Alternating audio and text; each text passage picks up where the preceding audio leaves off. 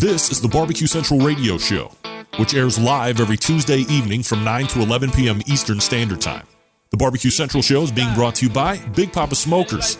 Big Papa is the one-stop shop for anyone interested in barbecue, featuring a comprehensive selection of all American-made grills, spices, sauces, accessories, and everything that you need to make a world-class pit out of a 55-gallon drum. Visit them at BigPapaSmokers.com. And by the Barbecue Guru, makers of automatic pit temperature control devices and pits as well. You can visit them at thebbqguru.com. And by Cook Shack, a leader in pellet and electric style cookers. Visit them for specials online at cookshack.com or call them at 800-423-0698. And by Sucklebusters. Sucklebusters products are preferred by competition barbecue cooks. Texas-based, 100% made in the USA. Introduced first products to Barbecue Central over 7 years ago. You can get in contact with them at sucklebusters.com. Like them on their Facebook fan page, Sucklebusters, or visit thetexasbbqforum.com. Check them out and see why Sucklebusters means bustin' with flavor. And by Stephen DeFranco Jeweler, the official jeweler of the Barbecue Central Show. Visit them at StephenDeFranco.com or call 440-943-2700. And by Butcher Barbecue, makers of injections, sauces, and rubs. Find them online at ButcherBBQ.com. And by Green Mountain Grills, a leader in the pellet grill market. You can find out more about their cookers by visiting GreenMountainGrills.com. And by CookinPellets.com, a maker of high-quality pellets for all of your pellet-driven cookers. You can visit them at CookinPellets.com, or you can find them at Amazon.com as well. Hi, I'm Johnny Dam, host of the Damage Report radio show. When I'm not falling in love with the First Amendment all over again, I like to sit back, relax, and rub my meat to the Barbecue Central show. And now your host, Greg Rempe. Go, Greg. Yeah. Rub that meat. So to get that perfect barbecue, you use wood. Are you sure it's safe? Whatever. We put the lighter fluid on, strike the match, and... Oh, should we call the fire department? That might be a good idea.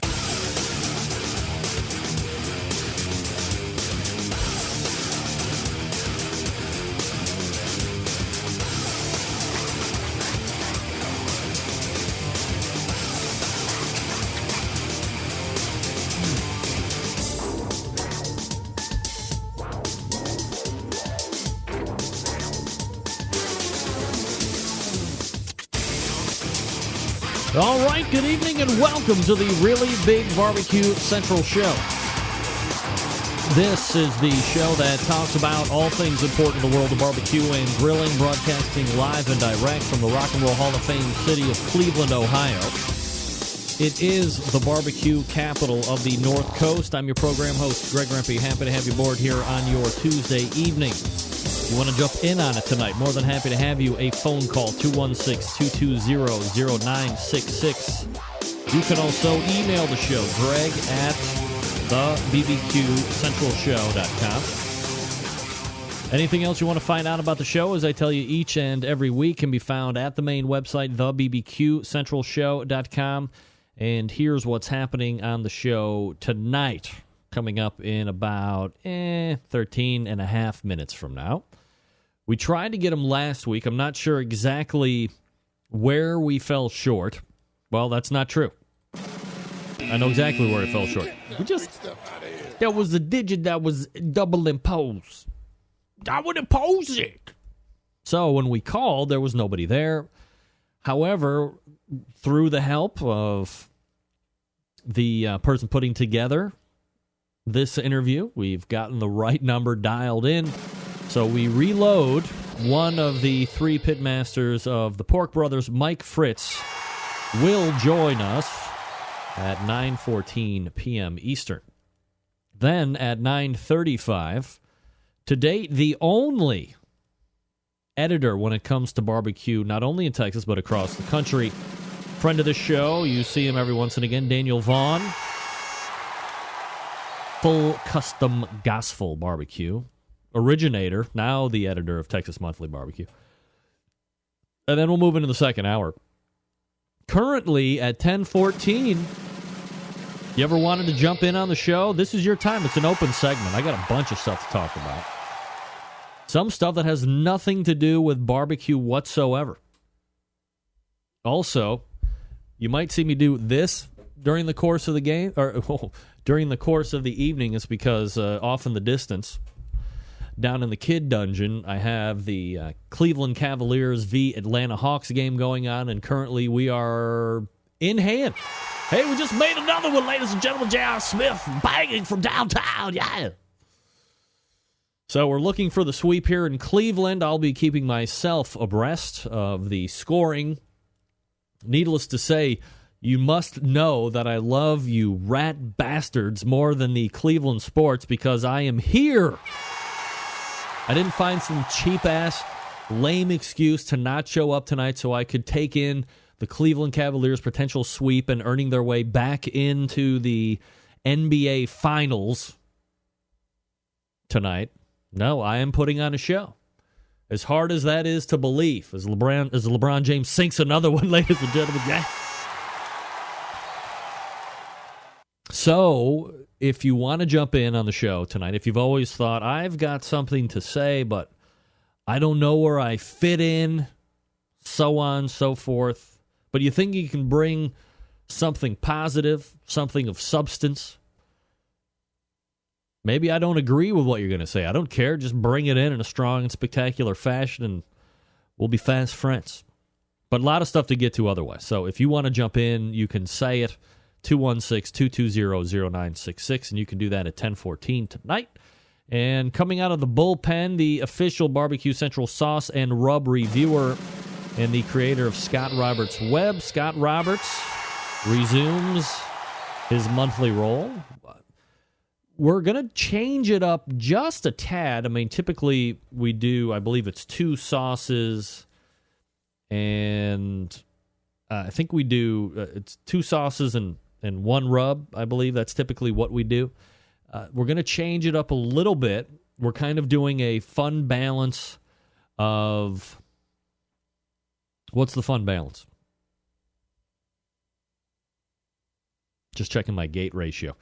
We're going to do a fun balance of hot wing sauce and some of Scott's favorite sauces since we've been doing this show live. Since we've had Scott on the show, I mean, this is what we're going to do. So I always think it's fun to kind of go back, and if you're new to the show and you have not listened to Scott's reviews before, this will get you quickly up to speed on what some of his favorite sauces are. And if you're a fan, I mean, you're a barbecuer, so I know you got to love the hot wings, so we're going to get some of Scott's hot wing sauces as well. If you're lucky, I might share my own hot wing sauce with everybody tonight.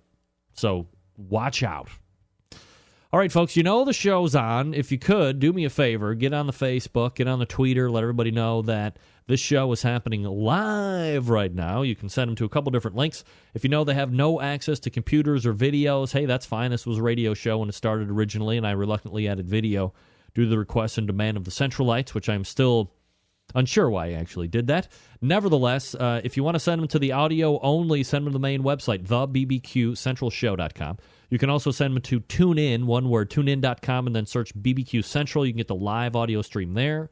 You can go to iTunes Radio, and under Talk, it's alphabetically listed. Look for Barbecue Central Radio. You can get it done there as well. So very fun, very exciting. If you have a video capability on the good old computer, you can send them to OutdoorCookingChannel.com, longtime video syndication partner of the show. And if you have Roku or some other IP television-style devices, go into your app store, depending on what you have, and look for Outdoor Cooking Channel there. If you have it, download it, and then you not only have access to the live stream, but you have access to the host of video archives that Kevin Bevington has there. He is the creator of OutdoorCookingChannel.com. So there you go. Don't forget, you can find and subscribe to the audible replays of this show through iTunes, the most prolific and popular way to get replays of this show. You can also go to my YouTube page, listed there in the lower third, but it's basically /BARBECUE, the numeral 4, the letter U. barbecue for you. Outdoor Cooking Channel obviously has the replays, and the main clearinghouse for any and all audible and video-style replays is the Barbecue Central's main website. So summer perhaps is coming up, and I wanted to get you guys ready with drinks for the barbecue season. Yeah. This coming from the Globe and Mail, and there's a Canadian leaf, so I don't know if this is a Canadian thing, but it says .com, not .ca, so I'm 50-50 on it. However, there are references to Canada, which makes me potentially believe that, yeah, it is Canadian, which is fine.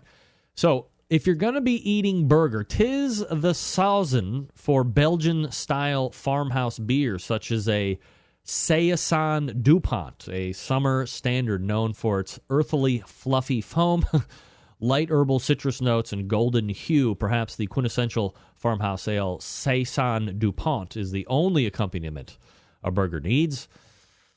It's $7.75. Then, if you like the barbecued shrimp on the barbie, you need something with a little zip. How about a fresh take on a zesty and uplifting classic Paloma cocktail? You got tequila, sweet, fresh, ruby red grapefruit juice, sour lime juice, a little ting soda for a hint of sweet. Build a cocktail in a tall glass with 2 ounces of tequila, 2 ounces grapefruit juice, 1 ounce lime juice, stir, fill with ice. You're off and running. That's going to cost you about $44, $45.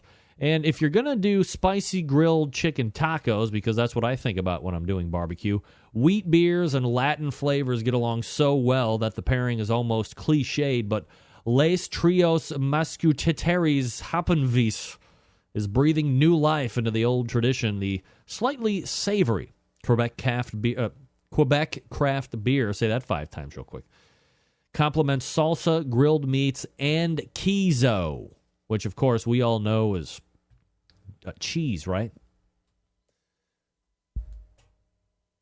Oh, my Lord, it's a blowout going on right now in the first half of the Cavs game. I'm very excited. Question to the chat room before we hit the first break and come back with Mike Fritz. Has anybody used Uber?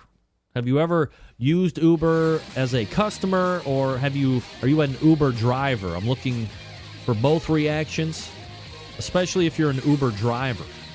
How do you like it? I'm interested.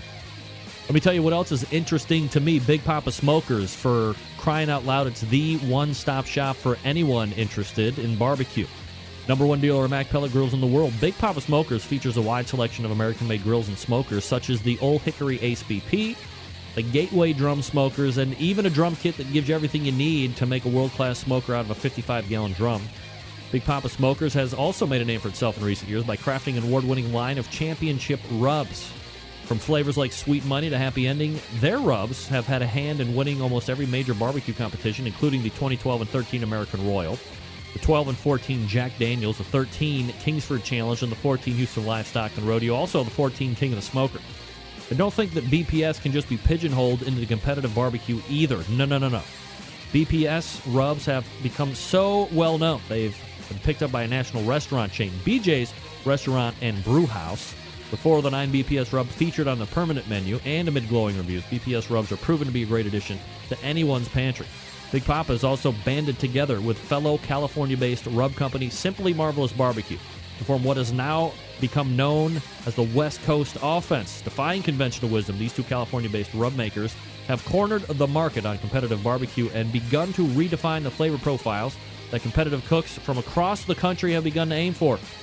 Big Papa's website also features an online meat locker with top-quality meats from Snake River Farms, shipped right to your front door from the American Kobe beef, Caribou pork, the Double R ranch meats. Big Papa's Meat Locker has something for every type of barbecue aficionado. Committed to bringing you the best barbecue flavors on the market, they've also introduced Swamp Boy sauce, a fine swine sauce, Granny's barbecue sauce. These are the new kids on the block barbecue season, so get after them. Big Papa has also created a unique brand ambassador program called the BPS Elite Team, featuring 15 of the best competition teams in the country, working together to promote camaraderie, competition barbecue, and benefit children's charities across the U.S. Keep in mind, folks, Big Papa's has been able to do this Within only the 5 years of being in business, turning the competition barbecue world on its head, providing customers with the very best barbecue products, becoming a staple of a nationwide restaurant chain, and benefiting children's charities across the U.S. Just the beginning. For Big Papa Smokers, again, the website, bigpapasmokers.com. That's bigpapasmokers.com. We're back with Mike Fritz from the Pork Brothers right after this. Stick around. We'll be right back.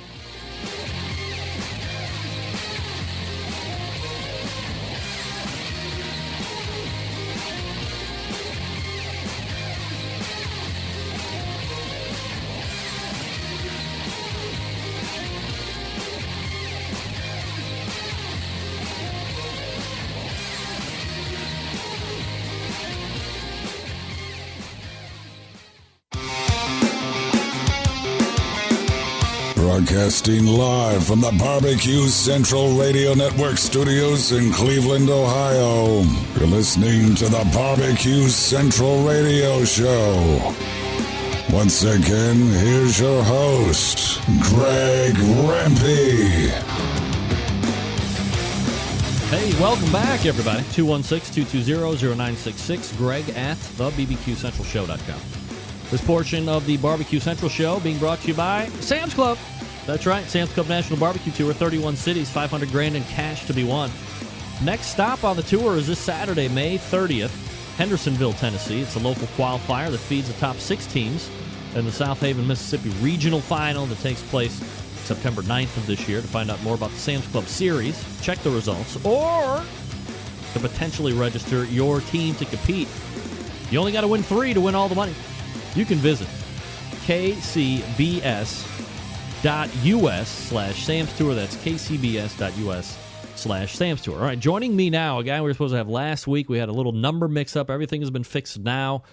You can find him last week at the Berea National Rib Cook-Off. You can find him this week at the Lima, Ohio Pig Fest, one of the 3 pitmasters of the Pork Brothers competition team. Mike Fritz joining me here on the show. Mike, how are you, buddy?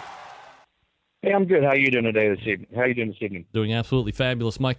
Appreciate you reloading for the show again. We were just 1 digit off last week, but of course, as you well know, 1 digit's between life or death anymore here on the interview circuit. So I appreciate you reloading again for this week. I guess, Mike, before we get into the meat and the barbecue of the conversation, I guess what drew my interest in having you guys on, not only the fact that you're competitive barbecuers on the rib side, but also you are deeply entrenched into aviation. All 3 of you guys are pilots, so I guess I'm interested to know how even you guys have time to get together and get those rib recipes going, and how does the team form originally? The team formed originally over a Labor Day weekend about 10 to 15 years ago. We were all college roommates, and we got together for a holiday weekend and decided over some good barbecue that other people ought to have some of it as well. So we decided to form a team. Now, were you guys pilots at that point, or aspiring pilots, or how does that work out? No, at that point in time, we were pilots. We got out of the university in the late 80s, early 90s as pilots and been flying ever since. And we all do the corporate aviation stuff, flying the rich and famous at places they want to go. And so we find a little bit of time to do some cooking. Now, are you guys all working for the same company? Who are you guys flying for, like NetJets or Flight Options, or who do you got? One of our partners flies for NetJets. One of us flies for a medical billing company. I fly for a construction company and a little university, which I prefer not to name at this point in time. Got it. So, are you? Is it all jet stuff? Or are you doing like King Airs, or what are you flying? Nope, it's all jet. I'm in the Citation 500 and the Phenom. One of our buddies Doug flies the Citation Sovereign, and partner Brad just got checked out in the Challenger 604. He's on the West Coast someplace this weekend. Yeah, love the Challengers, no doubt about it. I spent a little time on the 121 side in private charter on the 50-passenger ERJ 145s. Excellent. So you're a Phenom, man. Yes, man. That's right. I'm Embraer guy all the way through. Absolutely. I mean, aside from being very fickle on the electrical stuff, they're very, very nice planes, if I do say so myself. Yep. All right. So when when you decided everybody else should have some of this good barbecue, where does the competitive juices start to flow, and how do you find yourself going into your first event, and when was that? Oh, they went into the first event 10 years ago, and they was doing it then. And I didn't join into the last couple of 3 years. I had families to take care of to begin with, and little kids to spend my time with. So they suckered me into it a couple of 3 years ago, and the competitive juices always did flow between us. So we like to go out there and compete on a day-to-day basis. Now, what you guys are doing as the Pork Brothers is a little bit out of the normal than what we talk about here on this show. Typically, I'll have a KCBS pitmaster, an FBA guy, or some of the Texas sanctioning bodies, IBCA, Texas Gulf Coast, and so forth. So they're doing, the KCBS, the FB guys are doing the 4 meats. The Texas guys do 3 meats. Evidently, they don't like pork shoulder down there. So they just leave it off altogether. But you're, I guess, more or less what we'd call ribbers, right? You guys are rib burners? Yeah, but we are more ribbers, and we do some of the KC barbecue events, but we don't participate in many of them. We're more of a burner, more of a vendor, and more of a people pleaser, I guess, than the true competition guys. So how does that particular situation work to what the fans of this show are normally used to hearing about? How do you, can you just enter a rib contest? Is it something that you have to be kind of willed into in order to get on that kind of a circuit? How does the whole thing lay out when you're going to be, for instance, you're doing the Lima, Ohio Pig Fest this coming weekend. Now, as luck would have it, there's a KCBS event tied into that. I actually know about that. But last week you were at the Berea Rib Cook-Off just west of Cleveland here. So how do you get entered in there, and what's a weekend for you three like? Oh, getting in is, it's pretty stiff competition getting into Berea like type of events. I think last weekend we had 15 ribbers from Texas, South Carolina, Arkansas, all over the Midwest that came in and set up. I think there was we had bands of music for 3 days, 4 days. Probably sold, 500-600 cases of ribs at least between the guys, probably more. And do you have to, what's your, do you have to buy into every event, or are you buying all those ribs? We're buying those ribs, and you buy in. I mean, it's an entry fee to get in, and you hope you make money back on the customer turnout or the people turnout. What kind of an entry fee are you looking at to get in one of these things? Anywhere from $300 or $400 on a big event. That Lima one was $3,000. $3,000? $3,000 to walk in the gate. Man, did you say you fly jets, or you make enough money to own jets? Holy moly! That's a big layout, right? Just fly one. Yeah, I mean that's a big layout, right? It is a big layout, and if the weather stays nice, you're good. If the weather goes down the tubes, it's not a good weekend. So is it? But, hey, if the weather goes bad, it's a good tax write-off. Yeah, absolutely. Now, since there's 3 of you, I don't know. I don't ever want to just write off $3,000, I guess, but nevertheless, when you guys are kind of planning out, is this something that you look over a schedule at the beginning of the year and decide, these are the events we want to go to? Is it these are the ones that are only going for us to go to, so these are the ones we have to do whether we like it or not? How does a season run up for you guys? No, we sit down December, January. I'm actually looking now for 2016 and pick the events that we want to do and the locations that we think we can do good in, and try to get those scheduled now. The challenge is which one of us can do them when it comes down to time to go do it. So is it because of our flight schedule? We can't tell a boss he can't go to the islands because we got to go cook ribs. Yeah, that's absolutely right. So is it a kind of a majority thing where if 2 of you can make it, you'll do it, or do all 3 of you have to go, or just one of you, or how does that work out? Just one of us is required. We like one of us there, but we hardly ever make 3 there anymore. That's just becoming an impossible task.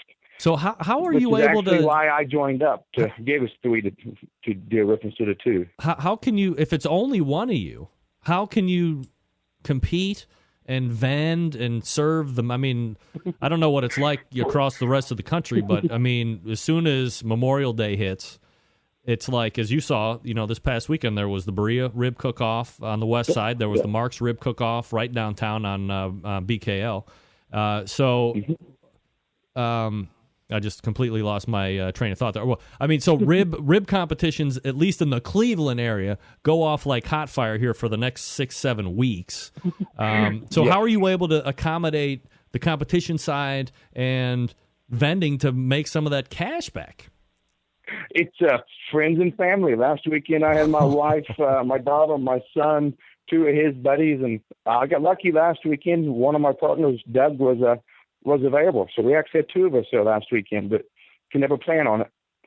And do you have one of those huge, like 17-story setups with all the banners and the pull screens and all that stuff, or what's your? Because we have one of those 17-story banners. Yeah, really. If you don't have one, you got to have one. What we do is all about the show and the display. If you can't display it for big boys, you might as well stay home because there's no money in it. Well, that was the thing that I was going to say. It seems that well, pardon my French, but it seems like, a bigger dick contest, right? I mean, the bigger, wider, the higher, the more crazy. How long does that take to set up? Does it look a lot more labor intensive than it really is? No, it's tremendous labor intensive. I think wonderful. I think it took us 2.5 hours or so to get all ready to set up the other day. The good thing about it is everybody helps. Even if you don't go to know the guys, we basically just walk down the row standing up signs. You get assembled, and we just walk down and stand them up one at a time. So it's kind of like a brotherhood when you go out and do that stuff, kind of like the other events that you talk about. We're talking with Mike Fritz. He is one of the pitmasters with the Pork Brothers. Are going to be trying their hand at the Lima, Ohio Pig Fest this coming weekend. So if you want to, or if you're going to be out in that area of Ohio this coming weekend, be sure to stop by and check them out. All right, so Mike, ribs obviously is the specialty. You did say you try your hand at some of the other events, but ribs is where it's at.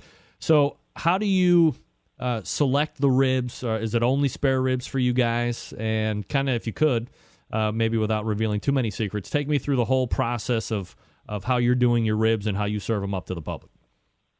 Yeah, spare ribs is our rib of choice, of course, and we are dry rub guys.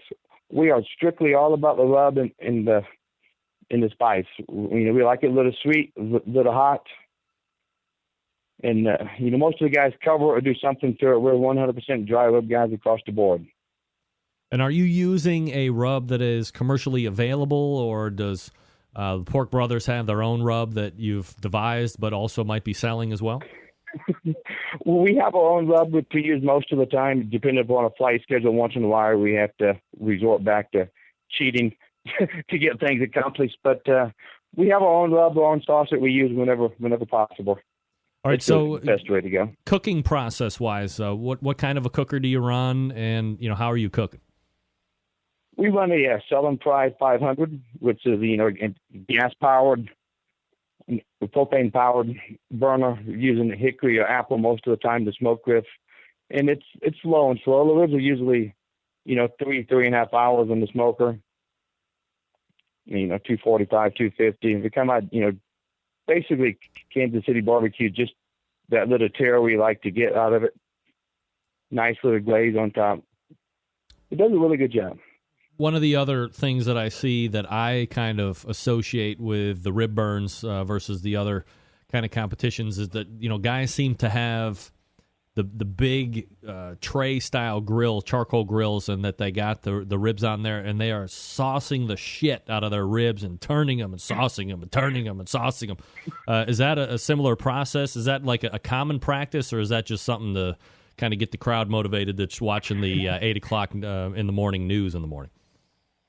Some of that is to get crowd motivated, and some of that, I hate to say, is because they cooked them last week, and there's only way to get moisture back into them is to bury them under sauce and warm them back up again. Whoa! Watch out!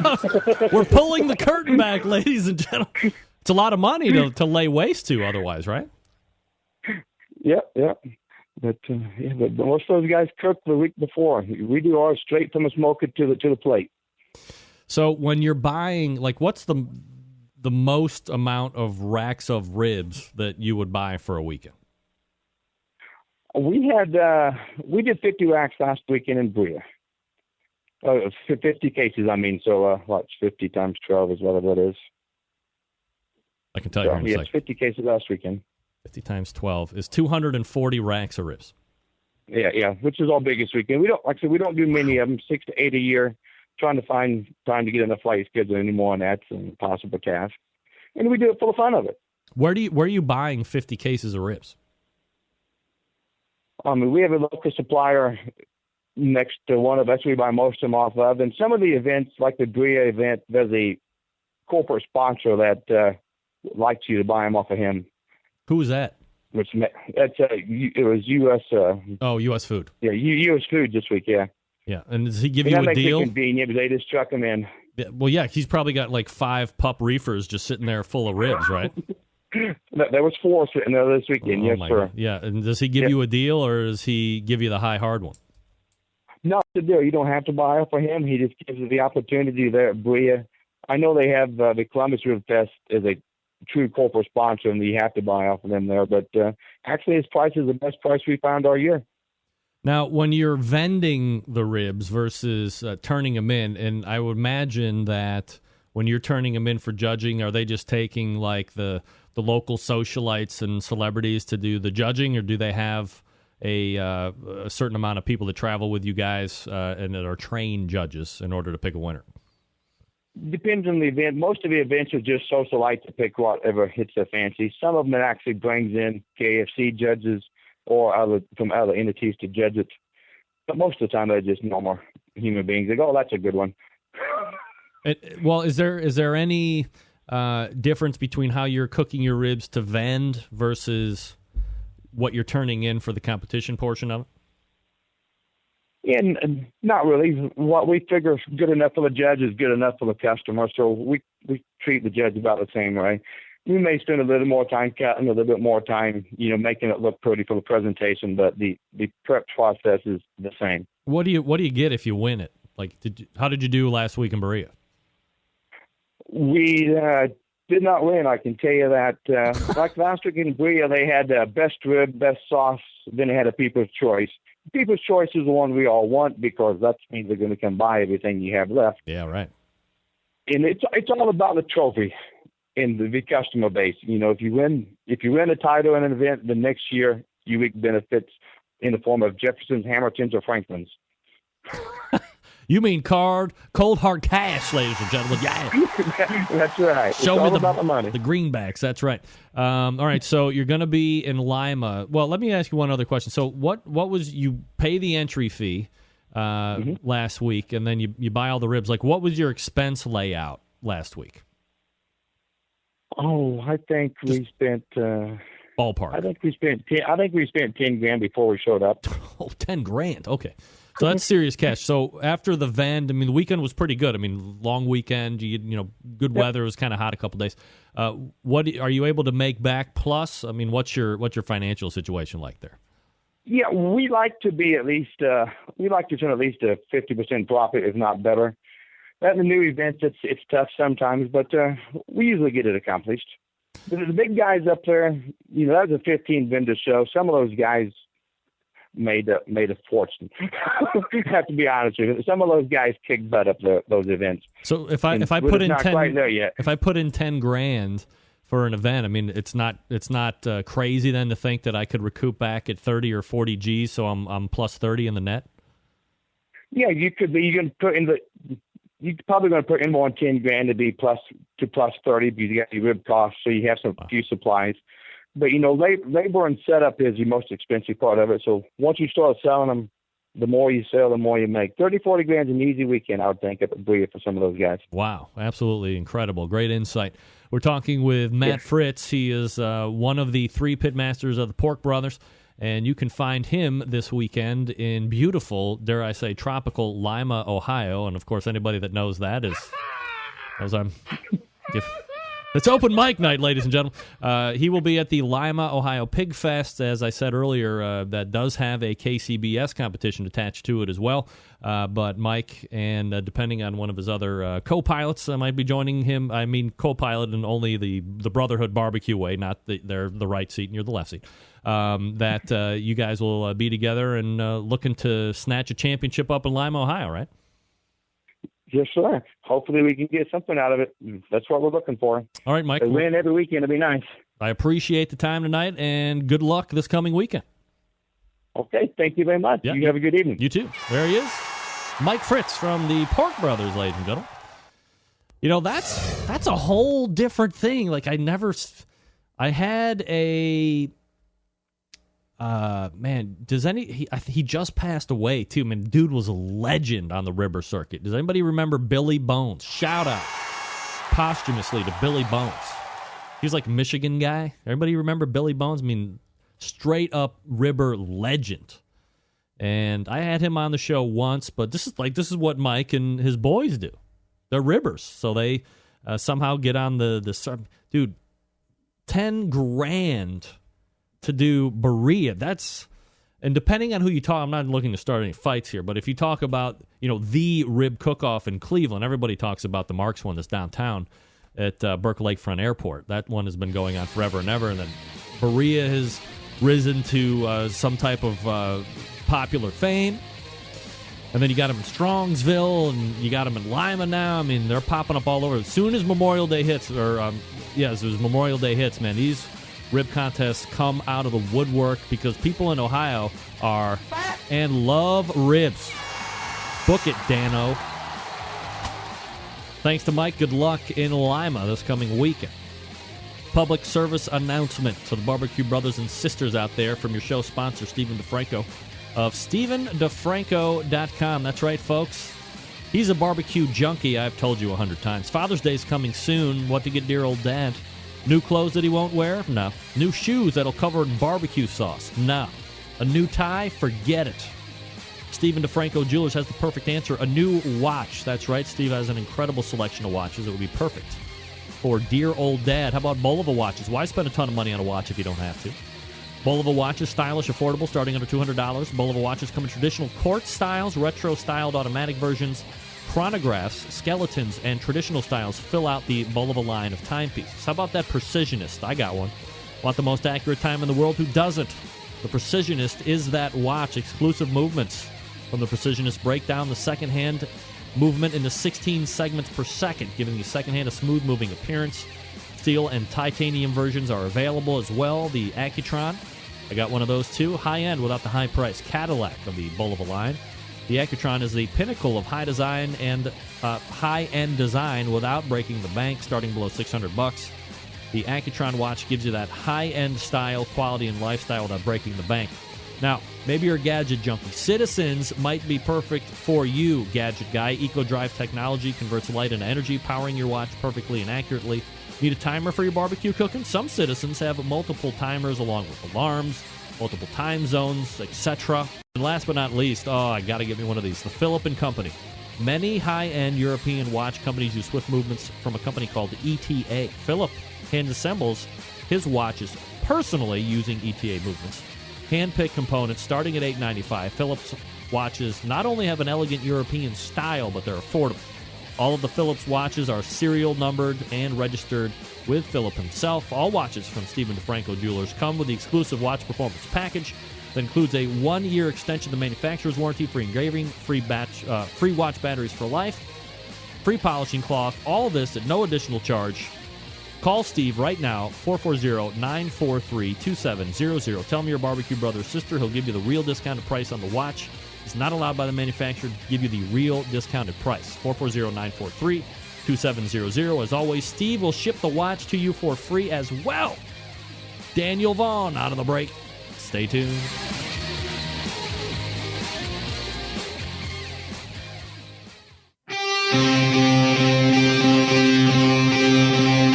Get in the smoke. Call 877-448-0433 to get on the air.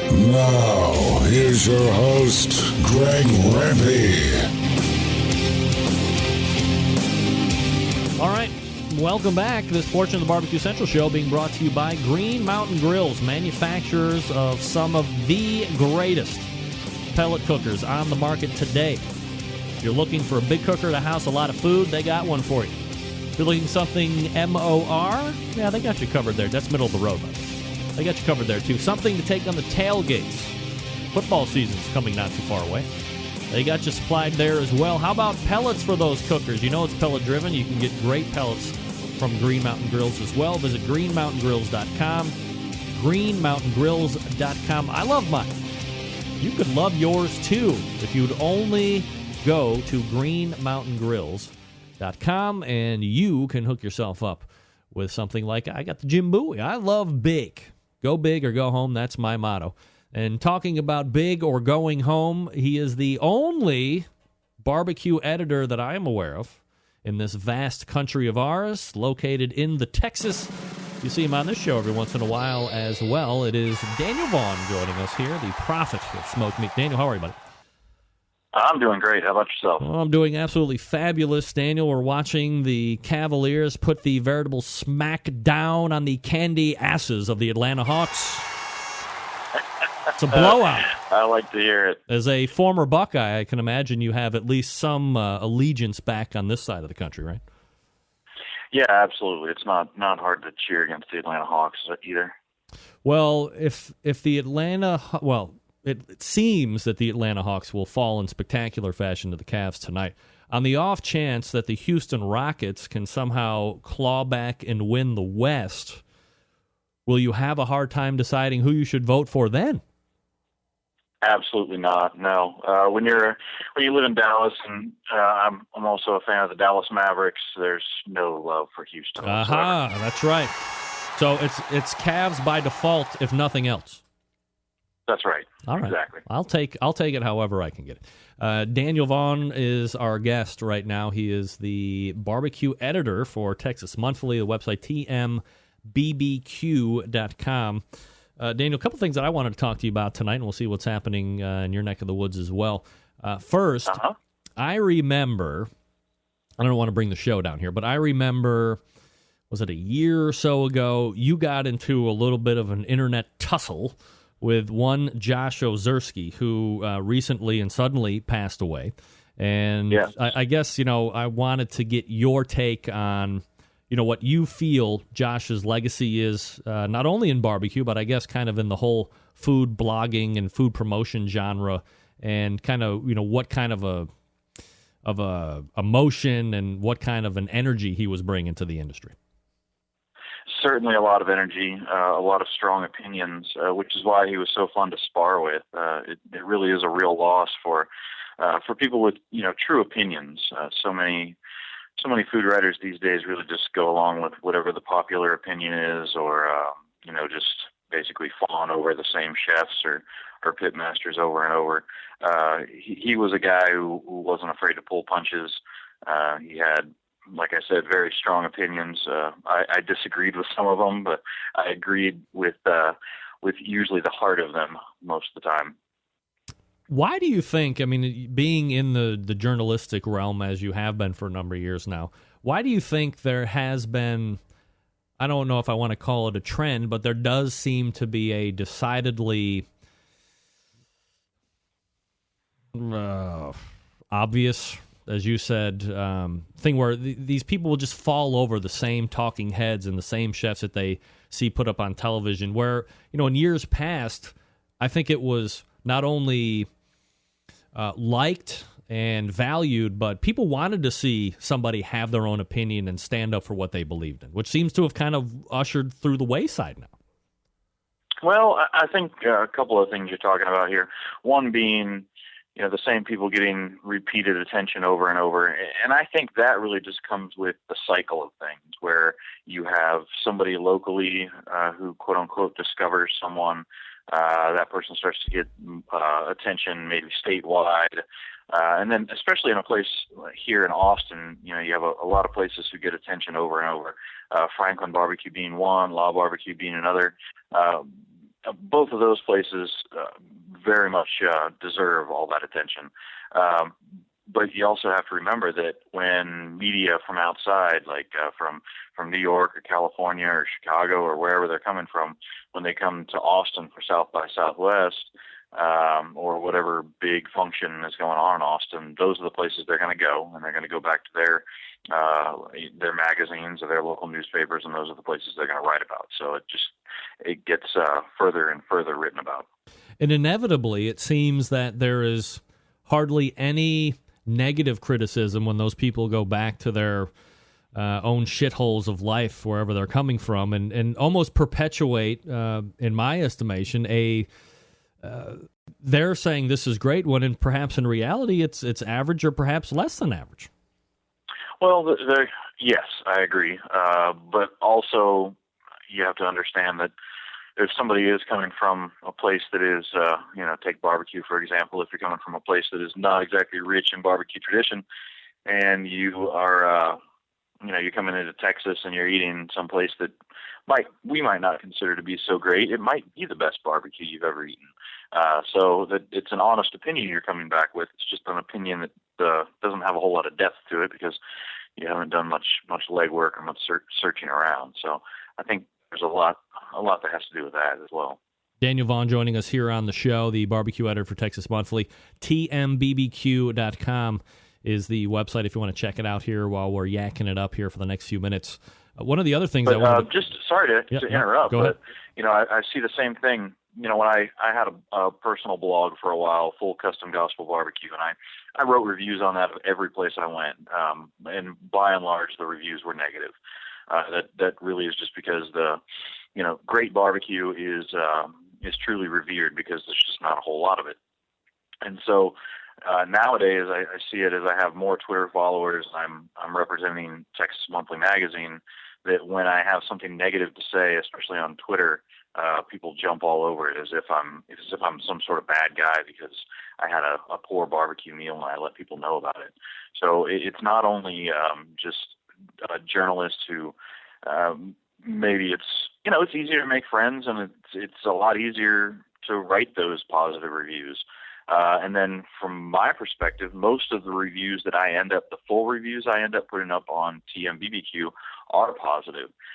The reason for that is because I'm finding places that are far flung, that are, not very well known places. That's my goal anyway, is to find those places. And if I find one that's great, I want to tell everyone about it. I want to tell you to go there. If you're a little mom and pop shop, out in, middle of nowhere, Texas, and the people that are reading TMBBQ are probably never going to pass by there anyway, it doesn't really do a huge service to them to let them know to steer clear. So I end up using most of my space on TMBBQ to let people know places where they should be going. Now, again, that doesn't stop me from being brutally honest on Twitter, but I do get a lot of flack for that sometimes, depending on, just depending on the opinion of the reader, I guess. But I don't think there's any issue with that. I'm not sucking your ass, by the way, but I don't think there's any issue with having the space that you have. And if going onto your page that you're just going to slough off the riffraff and tell you, this is where I think you should be going. I don't want you to waste your time. I don't want to waste my space here on this internet.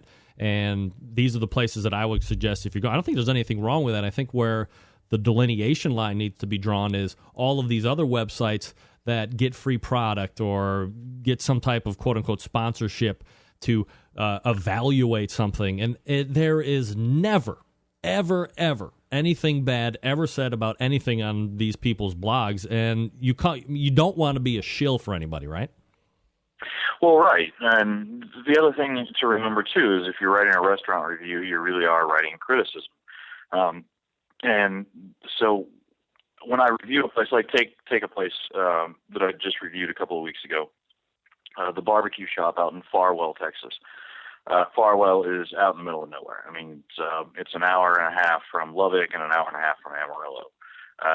It's out there, and it was a mostly positive review. I gave it a good rating. I basically told people it is worth the drive to come out here and check it out.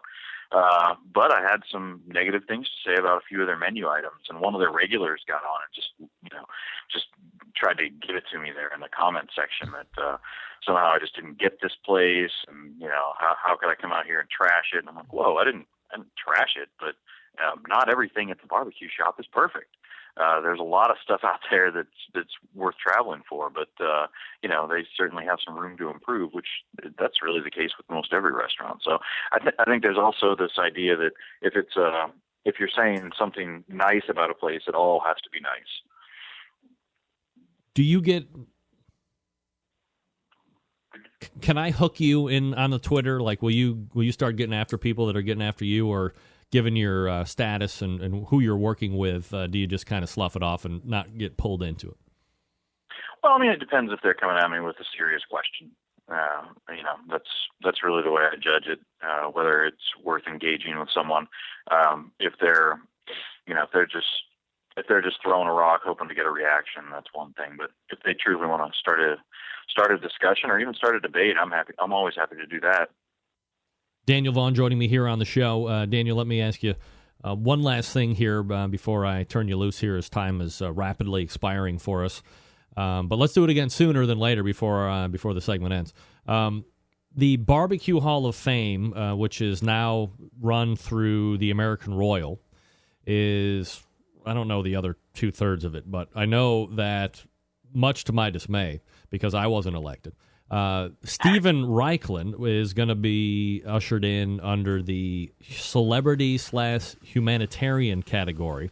And we can obviously argue about if there should be categories in the Hall of Fame, and if not, and if you're a fan of this show, and I'm not talking to you, just in general, I mean, you know what my feelings are on all that stuff, but is there anyone more deserving than Steven Raichlen to get into the Hall of Fame under any type of segment? Well, first I have to temper any response that I have with the fact that I'm on the selection committee for the Barbecue Hall of Fame. You are? Oh, good. I'm glad. Hold on a second. Then I'm glad we have you. Now here we go. Number one, how the F did I not make the Hall of Fame this year? Who's more important than me, Daniel? Name three people. There were just three other names ahead of you, but name them. Yeah, name them. I'll tell you. And I wasn't allowed to vote for myself, so we're both stuck outside on the outside looking in. But absolutely, Steven Raichlen is certainly deserving. He's been a face of barbecue globally for such a long time. He's done so much to get so many people out from their kitchens and outdoors cooking. So just for that alone, he certainly deserves a spot. So, what's the deal with the categories, man? Is that I'm not here to explain the categories or any of that. You just vote on people and you're not part of having categories or not? Yes, as part of the selection, as part of the voting committee, I shouldn't use the word selection committee. As part of the as one of the voters, yes, we are all offered a series of names in each category, and we vote for those names. So any sort of nomination process is done outside of that. Where the categories are, who goes in what category, that's completely out of my hands. Do you think it would be more wise, or if I could use an improper English term, wiser, to just get rid of categories? We don't need to categorize anybody, but just say, okay, 3 people or 5. I mean, I don't know how many you could put in the course of a year. I mean, barbecue's been around for hundreds and hundreds of years, whatever. But right. Just do away with segments and just say, okay, well, here are the 3 or 4 or 5 people that are going to go in this year, and we can start that way. Would that make more sense? I think one of the reasons that there are different categories is just the simple fact that if there were no categories, it's the big famous names who would constantly be the ones coming up. And those are generally cooks, and they are generally on television. So that really precludes a lot of people who have made significant contributions to barbecue who aren't necessarily top of mind right now. But that's on you guys. That's why you're there, though, right? What's that? That's why you're there, and however many people like you are making. How many people are on the committee? I don't actually know. What? I know there's a large group of us. We vote. We all vote online.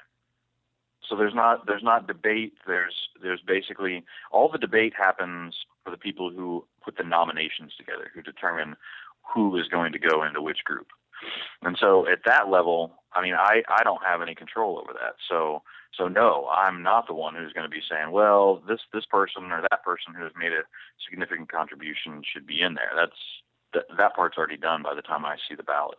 But the American Royal opens up the suggestion of who could be in there to the general public, which, of course, as we both know, is detrimental to health.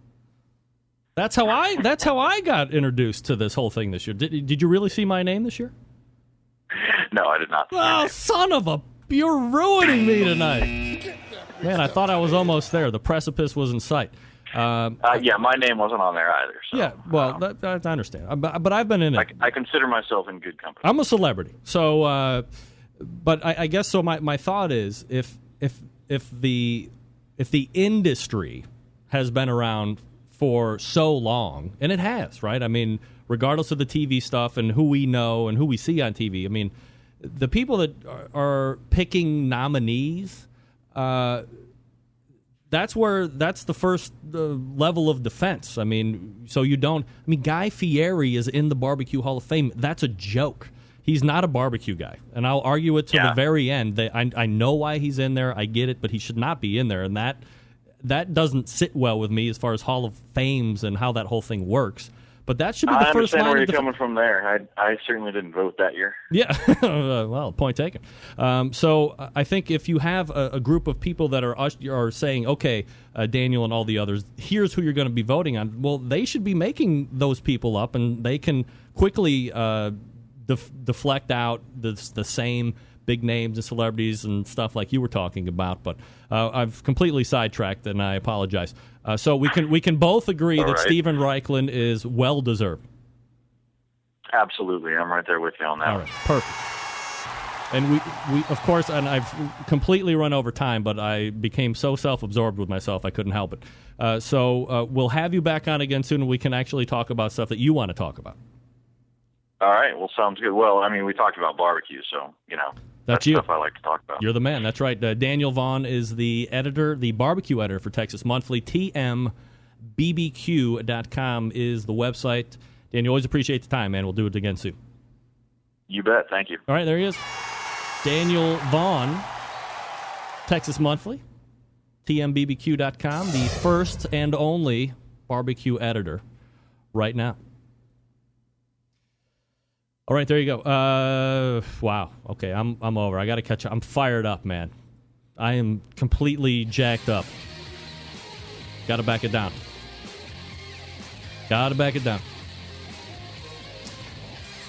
All right, folks, if you are like me, then you want to make sure the grilling and barbecue game is El Topo Nacho. That means top notch in Spanish.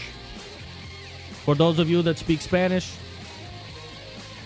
go to butcherbbq.com. Yes, do it now. Hurry, run! Save on the shipping by ordering more than $200 worth of stuff. Now, you might be thinking, oh, gee, what? Trust me, with all of these products that he has to offer, you can easily collect $200+ and secure the free shipping. I mean, that could be worth $15 or $20 alone. You can get extra sauce with that.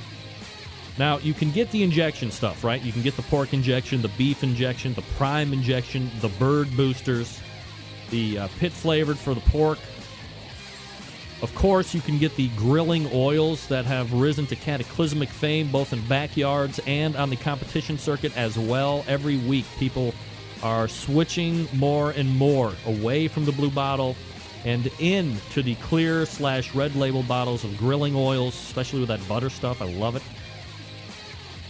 They also have the ability to trade in, not only the ability, but the actual desire to help you out. If you jammed your own self up on another commercial injection, you didn't have a choice before Dave came along and implemented the trade-in link. You go to butcherbbq.com, you hit the trade-in link, you print off the label, and then you send back the remaining commercial injection. Not something you just whipped up in your meth lab, but the commercial injection, up to 5 pounds. Send it back to Dave, and he'll measure it out. His weights are final, and then he'll send you back what you request from Butcher Barbecue. You just can't lose, and the wife isn't mad at you for wasting money. It's great. You can get the sweet barbecue sauce, you can get the premium rub, you can get the steak and brisket rub. For Pete's sake, get bags, 5-pound bags of honey rub. That's going to go quick. That's 50% of my favorite rub ever. I mean, it's great all by itself, but I use it in conjunction with another rub. I call it the North Coast offense. It's an inside joke with me. You got the Butcher's Barbecue Sweet Barbecue Sauce. It's fabulous. Go to butcherbbq.com. That's butcherbbq.com. Stock up now. Again, get over $200 worth of stuff. Take advantage of the free shipping. And you will thank me and possibly Dave later, but me because you heard about it here on this show first. All right, we're back to wrap up the first hour quickly so we can stretch into the second. You're listening and watching the Barbecue Central Show right here on the Barbecue Central Radio Networks.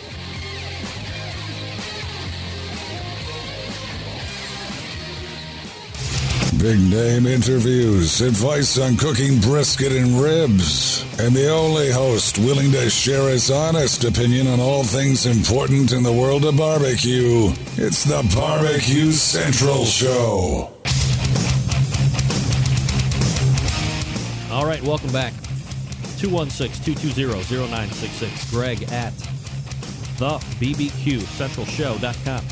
Your two ways to get in touch with me. Thanks again to Daniel Vaughn from Texas Monthly. He is their fully employed barbecue editor, traveling the vast landscape of Texas to let you know where you should be going when you're in Texas. Obviously, plenty of places that he said you shouldn't be going. I can dig it. But he will not waste your time in that regard and tell you where you should be going instead. So visit tmbbq.com. That's TM Tango Mike, tmbbq.com. And you can get pointed in the right direction if you're going to be making one of those Texas runs, the Texas Mecca, the Texas Trail, the Texas Barbecue Trail, whatever. It's great. All right, we got a lot to get to here in the second hour. I'm going to refill my drink. I suggest you might refill your drink. Just in case you were wondering, currently Cavaliers 70, Hawks 53. I can say it right now. It's a blowout, ladies and gentlemen. Yeah! But I'm not counting my chickens before they hatch. After all, we are in Cleveland. Yeah. Stick around.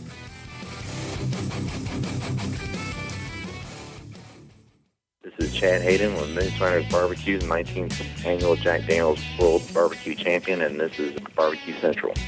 From my heart and from my hand, why don't people understand my intention? Happy to have you aboard here for the really big barbecue show.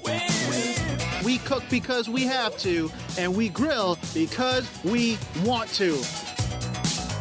Fine, how's it going? You have a great show. I'm a big fan. So what seems to be the problem here? This man looks like he's dead, and he's in the crackle. Charbono! It's all about the Charbono, dude! Succulent fish, what? He ate 54 wieners. But listen, Lavernius, shake a face. I'm shaking like a dog shit peach seeds. We have top men working on it right now. Who? Top men.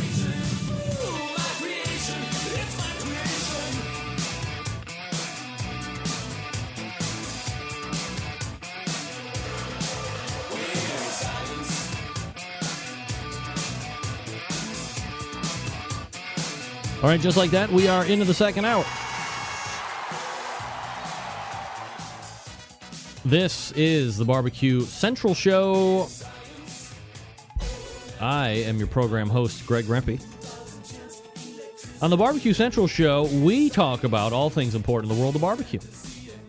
We broadcast live from the Rock and Roll Hall of Fame city of Cleveland, Ohio. It is the barbecue capital of the North Coast. Happy to have you aboard here. If you missed the first hour, hey, don't sweat it. Don't sweat it. I'm recording. You can get it in podcast fashion 5 minutes before midnight or about 2 hours from now. And you can get the audio archive at some point tomorrow morning. You can also check it up on the YouTubes, the Outdoor Cooking channel, so on and so forth. So if you missed it, you'll want to go back. We talked with Mike Fritz in the first hour. He is with the more rib competition cooking team called the Pork Brothers. He's going to be in Lima, Ohio this coming weekend. He was in Berea, Ohio last weekend, cooking the near west side, well, medium west side of Cleveland. And he'll be doing Lima. I have no idea where Lima, Ohio is, but it's not necessarily close to Cleveland. There's a huge jail in Lima. Shout out to the prisoners. Keeping it down. Hold it down. Always appreciate my prisoner listeners. Prisoner Mail. Prisoner Barbecue Mail. It's a new segment. Then we talked with Daniel Vaughn, the barbecue editor for Texas Monthly, tmbbq.com. And in the run-in of our conversation, he had alerted me, probably much to his dismay, that he sits on the voting segment of the American Royal Hall of Fame.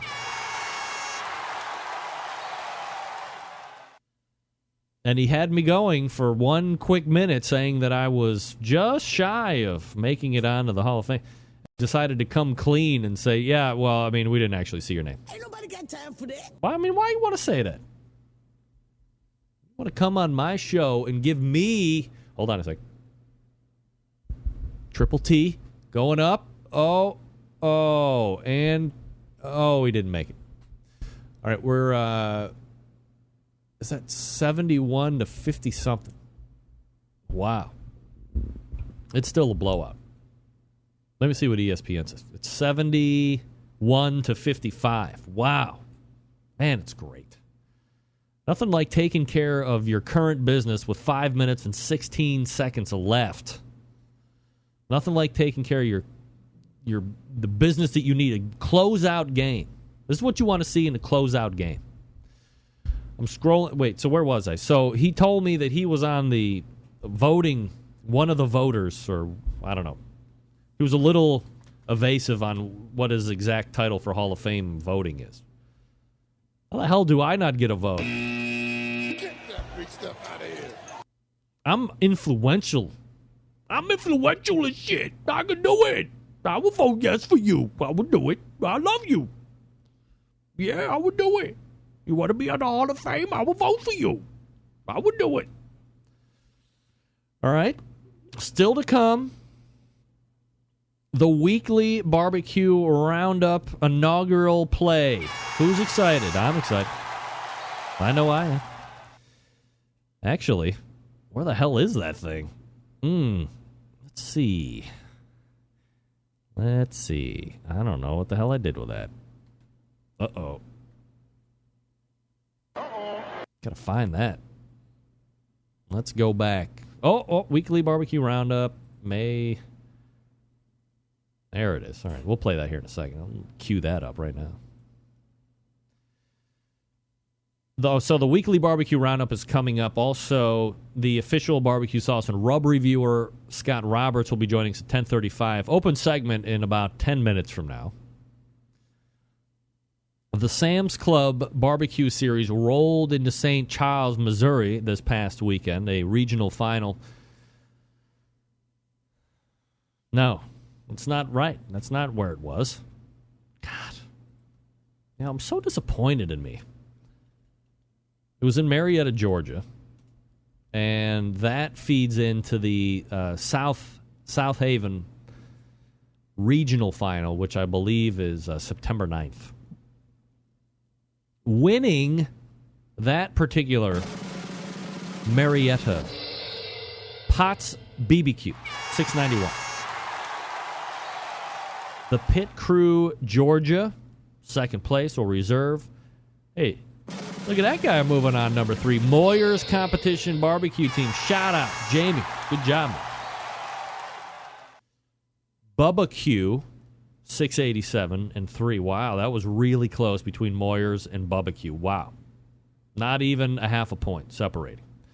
Southern Thunder Barbecue, 5th, and moving on, rounding out the top 6th. Patrick Banks. Booty Q! Booty Q! You're looking at about a 9-point swing from 1 to 6, so a little tighter than the last 2 local qualifiers. As I mentioned in the top of the first hour, the next Sam's Club event will be this coming weekend, May 30th in Hendersonville, Tennessee, a local qualifier also feeding the South Haven, Mississippi Regional. And good luck to all those competing. All right, here we go for the very first time, a fully produced segment by me called the Weekly Barbecue Roundup. I will include Texas going forward, assuming my man Doug Scheiding hooks me up, because I can't hook myself up because, quite frankly, I don't have the wits. But check this out. Let me know what you think. Welcome to the first installment of the weekly competition roundup. We're going to be covering KCBS and FBA this week. If you are in a sanctioning body, regular results, and you'd like me to include you on this weekly update, please shoot me an email, Greg at thebbqcentralshow.com. This review covering May 22nd through May 23rd in the KCBS Best Damn Barbecue, Boulder City, Nevada. Winning that one, Mar-B-Q's Barbecue with a 700.02. Congratulations to them. Red, White, and Blue Day One in Westmont, Illinois.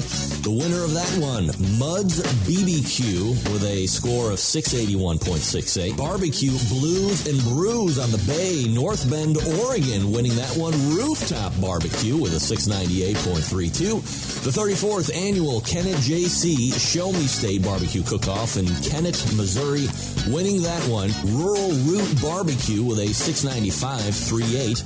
Table Rock and Ribs, GC receives golden ticket to the World Food Championships in Kimberling City, Missouri, winning that one, Getting Basted with a 695.95. Lewisburg Rotary Club Barbecue Cook-Off in Lewisburg, Tennessee, winning that one, Warren County Pork Choppers with a 710.27. Wow.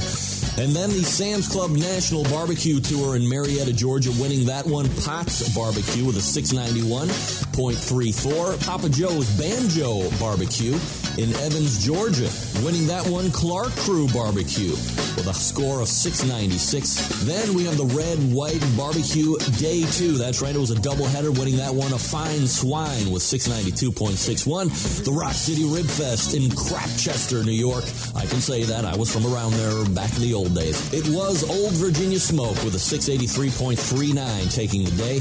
And then the Tony Stone Low and Slow Barbecue Competition, winning that one, Bunch of Swines with a 688.04.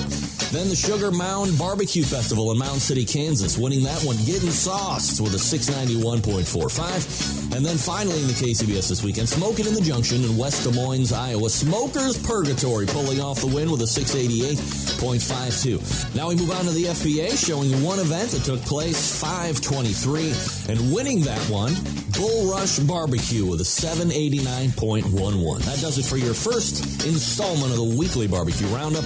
And now back to more of me on the show live. Hey, how about me? Let me have the intro back into me. Yeah, nothing like me introducing me to give you more of me, ladies and gentlemen. Yeah.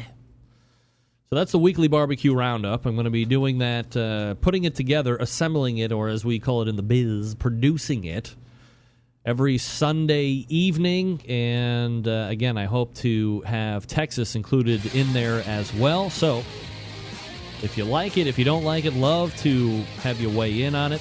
Quick review of the winners of the week. Winner of the weekend, I guess. You know, let me know. Let me know what you think. I would love to hear it. I would love it.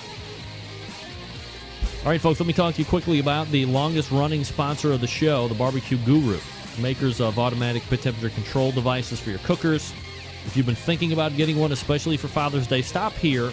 They are the creators of this technology. Why are you going to buy from anyone else? I don't know. Quite frankly, there's no rational sense to buy from anybody else except the Barbecue Guru. If you're not familiar with how these little beauties work, I'm not going to get into the minute detail, but imagine a product that allows you to set your temperature in one set, keeps it running at that set temperature all the way through the cook. Sounds too good to be true? It's not. It's real life. You can take advantage of this technology today.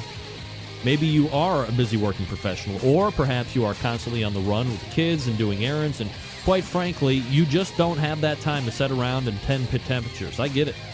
Barbecue Guru allows you to throw on a pork butt or a brisket or a couple slabs of ribs, and then you're off to do whatever it is you need to get done. The Barbecue Guru maintains that pit temperature you set it at. There are currently 4 different models to choose from, so you know that one will fit what you need and will fit your budget. You have the CyberQ Wi-Fi, allows you to control up to 2 different pits, internally monitor 4 meats at the same time, If you have a smart device, a tablet, a phone, a netbook, tablet, whatever, you can connect wirelessly. You don't even have to go outside anymore to make pit temperature adjustments. You can do it all from the convenience of your smart device that's hooked into the CyberQ Wi-Fi. All the way on the other end of that, the Party Q, $149 for most cookers. Easiest point of entry into pit temperature control device. Pit temperature control device. Self-contained package, runs on AA batteries, can go from cooker to cooker to cooker. It's great. You'll love it. It's a cruise control for your pit. If you need a pit, look at the Onyx Oven.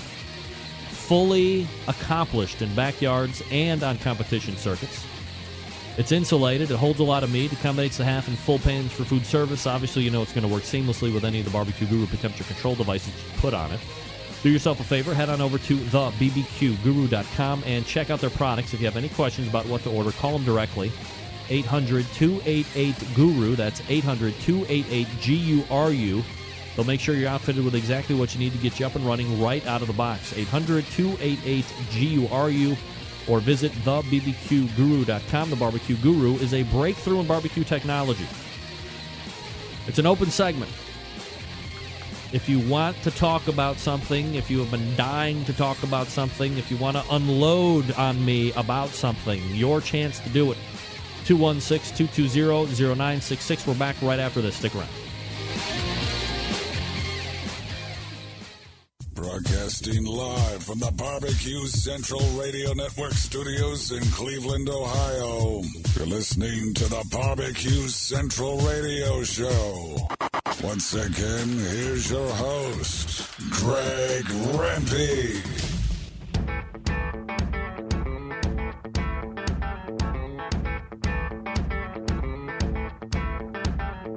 All right, welcome back. 216-220-0966. Greg at thebbqcentralshow.com, your number to get in touch with me. This is the segment to do it, as I've been talking. Don't worry about me not looking at the camera and watching the Cavs game. I'm really not, I swear to God. I would never do that. I would never, on purpose, look away from my audience. Oh, he turned it over! Idiot! Cripes.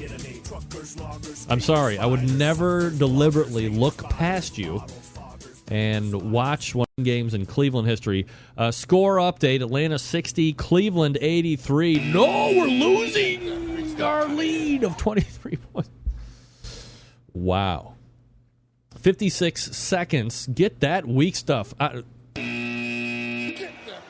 That's right. Tristan Thompson with a game. Up by 23 with less than a minute left to go in the third quarter. I'm liking it. All right, so let's slow it down here, ladies and gentlemen. It's an open segment. We've got some things to cover. If you want to jump in tonight, maybe you took part in a competition, you saw something odd that you'd like to let everybody know about, or who knows? You know, it's gossip time here on the show. Feel free to jump in, 216-220-0966. You can email me as well, Greg at thebbqcentralshow.com. For the folks that are watching the live video feed, does anybody notice that, I can't tell if it's just my software doing this, but sometimes I look a lot more smooth moving. Like right now I seem a little choppy. But I don't know if that's just here locally on my computer or if that's a situation that you guys see in and out too. I have noticed as I have been keenly reviewing each and every show here over the last 3 or 4 weeks, and I don't know what the hell I did, but I fixed the hot volume issue that we were running into for like 3 or 4 months. I fixed it. I have no idea what I did. But fixed it. But I fixed that for you. I did. I fixed that. It was great. Let's see. How do I do that? No, I can't do that. I'm trying to figure out how I can make the... Oh, that might work. Hold on a second.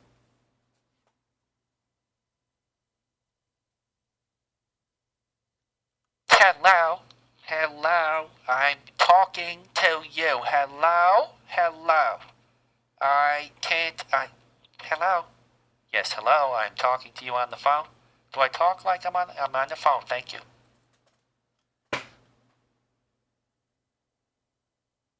All right, now I can add the bass. Oh, I didn't add I turned up the mid. That's what I want. I want the bass, baby. Yeah.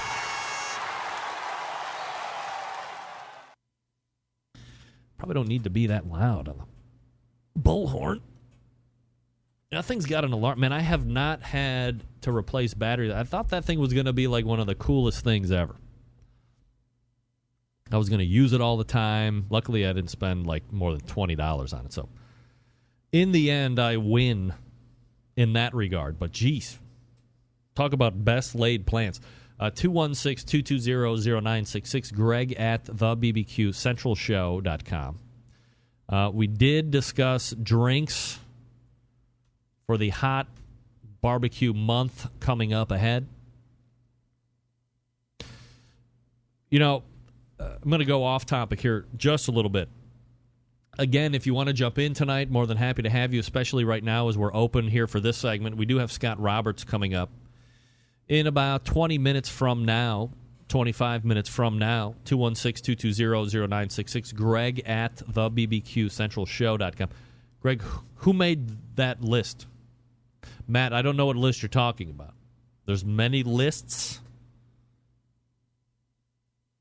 I'm more than happy to answer the question once I understand it fully. Are you talking about the Hall of Fame list? I only know one name, if that's who it is. I'll wait for you. The drink list. The drink list? What list is that? Oh, no. I've been drinking too much already. Oh, God. Get that freak stuff out of here. What drink list was I discussing? Does anybody know what Matt is talking about? Matt, have you been drinking? Is that what it is? Oh, no.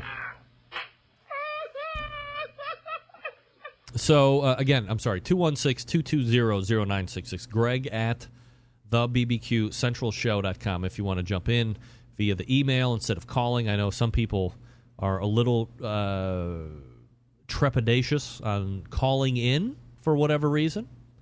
I mean, that's fine. I dig it. Now, if you didn't know, this past Saturday, I was invited to go on the John Williams Show on Chicago's Blowtorch, by the way, WGN Radio, and gave some quick barbecue tips for the Memorial Day weekend. We'll hold off that here in a second. Go ahead, caller. You're on the air. Hey, Greg, it's Matt. Matt? The pairing the barbecue with the beers list. With the beer what? You had that. You went through that list of pairing beers with the barbecue for the summer. Yes. Oh. You know what? It ended up being a Canadian list, if you can believe it or not. Get that freak stuff out of here. I mean, who drinks Canadian beer? Well, definitely with the beers they chose, because the Saison is like a really heavy, a lot of times raisiny or raspberry beer. I was like, oh, really? Raisiny beer? Yeah, Saltfish makes a Saison raisin beer. Is that something that you can get in America? Yes. It's thicker. Oh, boy. I wouldn't recommend it for barbecue. A great barbecue beer is a Shandy. With lemon in it? It's actually traditionally made by the bartender or made at your house with a little bit of Sprite, lemonade, and then a good ale. Sprite? Yes. Okay, give me a recipe. You want to pour half a glass of a good ale that you like. Like Budweiser? No. What? You're wrong, Matt, by the way, but go ahead. Well, you could go with and don't get me wrong, you could go with a Bud Light. But a Budweiser is a little too sweet when you mix in the lemonade. It's going to cut it a little weird. But you're going to want something more like a light ale. And then you're going to mix in on top of that, and you're going to cut it depending on how bitter you want it. Is half lemonade, half ginger ale or Sprite. Well, now, so what is it? Is it ginger ale or Sprite? Because those flavor profiles are completely different. I would put ginger ale in with my bourbon for a highball, but I wouldn't put Sprite in with my bourbon. Well, if you're going the traditional Shandy would have been a ginger ale. The more common one you'll find in the United States will be a Sprite. So, but I mean, like that Leinenkugel Summer Shandy that everybody was drinking hand over fist like 3 or 4 years ago. I mean, they're probably not using ginger ale or anything, right? They're probably just using some fake lemon pledge shit. Yeah, correct. They're pre-mixing that. Just like, like Bartles and James Strawberry Daiquiri is definitely not made with rum and strawberry daiquiri mix. So it's half a beer, and then what were the other 2 mixer parts? Yeah, some sort of spritzer, and then a lemonade. And can it be like Country Time lemonade? Is there like a specific lemonade you should really look to use that works best? Actually, I think it's called Simply Lemonade, the one that's in the right by the orange juice. Yep, I know exactly what you're talking about. Simply Lemonade. And then how many parts of ginger ale and how many parts of the lemonade after the beer? It's going to be a quarter and a quarter. So half beer, half quarter, half of the. Got it.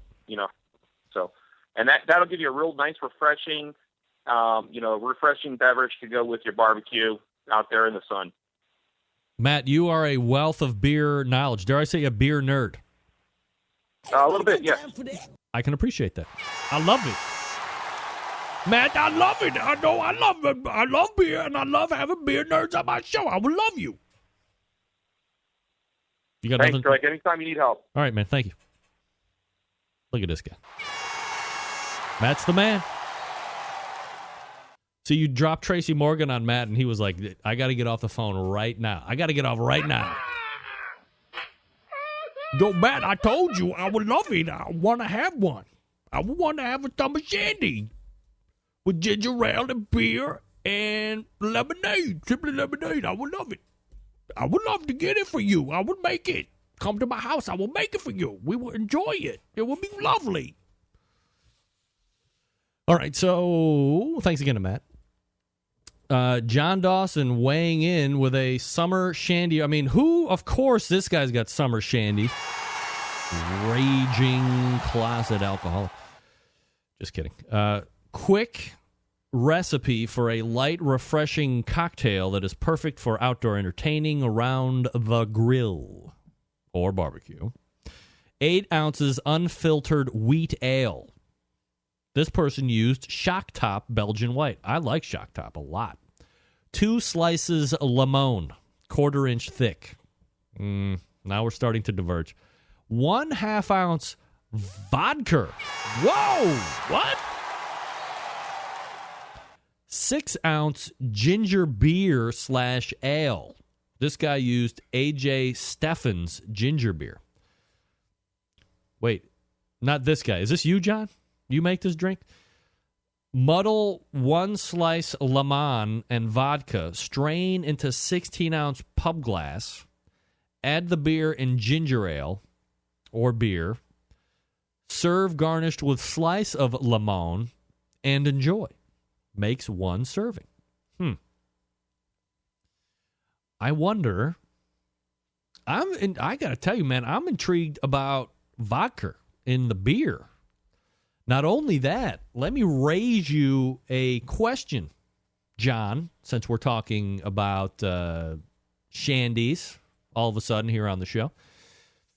I just found, I believe it's called Deep Johnny lemon vodka, and it is one of the most realistically flavored lemon vodka. I mean, once you get into man, we're about ready to go up by 30 points here. It's awesome.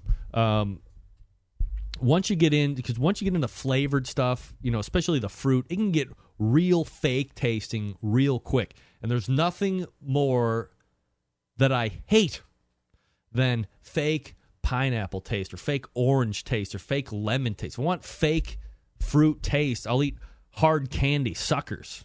Those blow. They're terrible. Fake strawberries, one of the worst. This lemon vodka is phenomenal. It is absolutely phenomenal. So my question to John is this. Is it going over the edge if I use 1.5 ounce of the lemon-flavored vodka, or is it going to be too lemony if I'm muddling the slice of lemon with the lemon vodka? Right? That's what I want to know. Is that too much? And then I don't want to be the picker of nits, as you laugh, John. Ginger ale and ginger beer might even be divergent in flavor profile than Sprite and ginger ale. Ginger beer is cloudy white. Ginger ale, golden, effervescent, clear. Completely different. I would never, and I repeat, never Get that big stuff out of here. put ginger beer in my bourbon. I would always put ginger ale in my bourbon when I'm making. I would never put ginger beer. But if I'm making a Moscow Mule, I would never put ginger ale.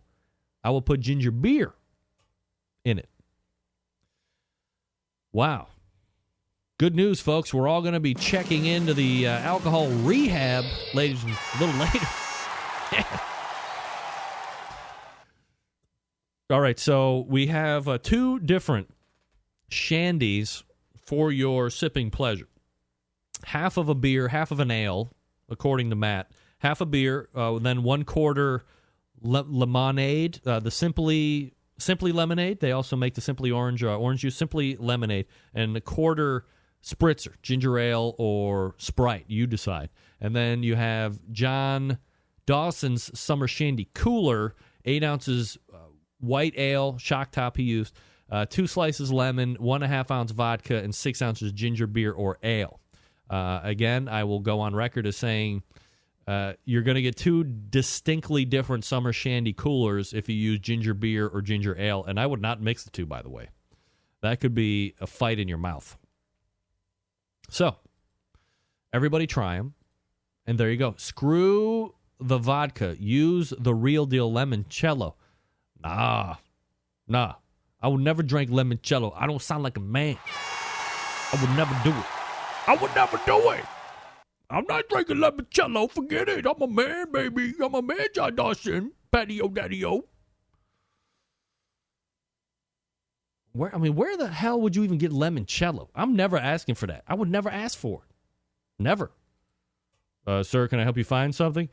Yes, I'm looking for the limoncello. Does anybody have limoncello over here? I need it for my summer shandy. No, not over here, you don't. Get your ass out of my store, mister. Forget it. Shock Top is Budweiser. Blue Moon is Coors. Yes, I know. I would know especially about Shock Top. That's because I went through the St. Louis, Missouri's Budweiser facility and had a beer pairing, like 8 courses. Phenomenal. Go to Italy. Don't tell me where to go. Don't tell me where to go, Doug. We'll fight. You'll win, but we'll fight. Let me see here. I don't know how long this played for. Oh, it's 6 minutes. I got 6 minutes on WGN. Can you believe it? Rempe said he'd help us. He's the host of the Barbecue Central Show on YouTube, and you can follow him online at thebarbecuecentralshow.com. Hey, welcome to the show. You're on WGN. I'm John Williams. How are you? Hey, Greg, and I appreciate you having me on today. I'm amazed you even have time for me, Greg. I would imagine either you're cooking or talking to people about cooking today. As luck would have it, there's 6 slabs of ribs on the Green Mountain Grill as we speak. Oh, what kind of grill do you use? The Green Mountain? That's not the Green Egg. That's a Green Mountain grill? Yeah, the Green Mountain cooker is a pellet-fed or pellet-fired cooker. But, of course, you're talking to a guy that has relatively 8 to 10 cookers, grills, smokers at any given time. So that's the one I'm using today because of its capacity. And is it, and so you're doing ribs. Are you doing pork or beef ribs? Pork ribs today. I'm a huge fan of beef ribs. If you can get the really big, they call them the dino bones, which are the beef chuck short ribs. Those are fantastic, but it's pork ribs wins today for sure. Do you parboil them, or do you just slow cook them for a long time? Yes, parboil, and then I'll take out back and get the really big. Did you hear what he just said? Bones, which are the beef chuck short ribs. Those are fantastic, but it's pork ribs wins today for sure. All right, pay attention to what this guy says. This is why you have experts like me on WGN Blowtorch in Chicago. Listen to the question he's about to ask me. Do you parboil them, or do you just slow cook them for a long time? Yes, parboil, and then I'll take you out back and shoot you in the head. I mean, are you kidding me? If you're parboiling ribs, we're going to be at odds for life. It was just a question, Greg. I swear to God, I didn't mean anything by it. Somebody called security. We're going to be rioting in the street like we might be doing in Cleveland later, but nevertheless. So, okay, I'll just make a little note. Greg said... All right, so there's John. That's just a section of my interview that I did with John Williams, not the famous conductor, by the way. But he's a Saturday host from 1 to 3 Central, I believe it is. So 2 to 5 Eastern Standard Time. WGN Radio, WGN.com, I believe it is. But you can go to my website, thebbqcentralshow.com. It's the most recent post up there, WGN interview today. That was posted, it was maybe yesterday, but I did it on Saturday. I mean, can you believe that guy said, do you parboil ribs? What? Who asked that question? Who asked that question to a barbecue guy? That's like when Kevin, what's-his-name, from the host of Barbecue Pitmaster one season said that he parboiled them. Man, did he catch it for that. I think that was pretty much the end of his barbecue career there. Wayne, you boil your ribs? Oh, boy. I told the host at WGN, parboil your ribs and I'm going to shoot you in your face. I said it. I said that. All right, folks, let me talk to you quickly about the good folks over at Suckle Busters. That's right, preferred by competition barbecue cooks, Texas-based, 100% made in the USA.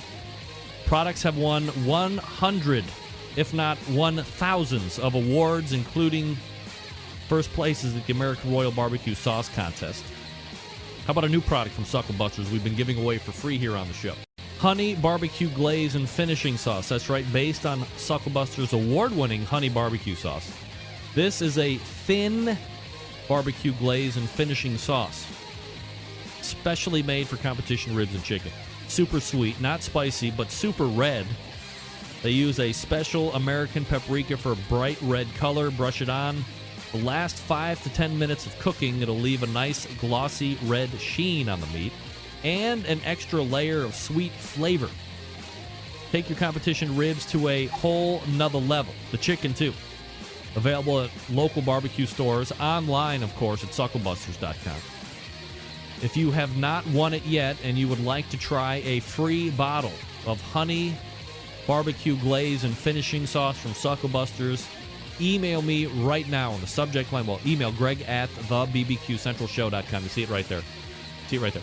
Greg at thebbqcentralshow.com, and in the subject line, put parboil ribs. Parboil ribs. You can win a bottle of the Suckle Busters honey barbecue glaze and finishing sauce. I have used it a number of times. It's good. I mean, for me, I always like a little bit more twang. Can always use a little bit more vinegar. If it's over vinegar, I'm more of a fan. But it runs the fine line, and it does put on a nice color for sure. It is sweet, too. Sucklebusters.com. That's sucklebusters.com. You can call them 972-393-9509. 972-393-9509. Sales at sucklebusters.com. Sales at sucklebusters.com, or visit the main website, sucklebusters.com. Take that chicken and rib to a whole nother level. Thanks to Dan Arnold and the folks over at Suckle Busters. We'll be back with the official sauce and rub reviewer of the show, Scott Roberts, right after this. Stick around. We'll be right back.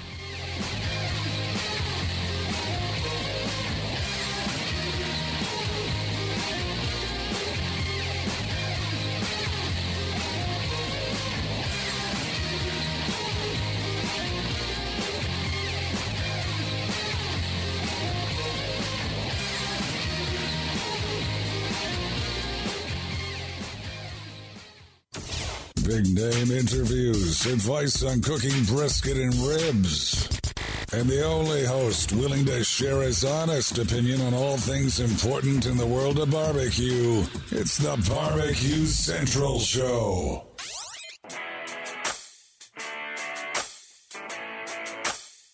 All right, we are back. 216-220-0966. Greg at thebbqcentralshow.com. Oh, that's... Where's my guy? Here he is. If you want to jump in, use those two ways. Matt, I hear you, man. We might be doing a beer and barbecue segment. We might. You never know. Joining me now. Wait, let me get this in. This portion of the Barbecue Central Show brought to you by cookinpellets.com, your number one source for quality wood pellets for all of your pellet-driven cookers. Visit cookinpellets.com. That's cookinpellets.com for more information or to purchase. You can also visit a little website called amazon.com to purchase as well. Joining me right now to help me close the show, a monthly contributor, the official Barbecue Central sauce and rub reviewer, Scott Roberts, joining me on the show. Scott, how are you, buddy? Doing fantastic. How you doing, Greg? You got video tonight or no?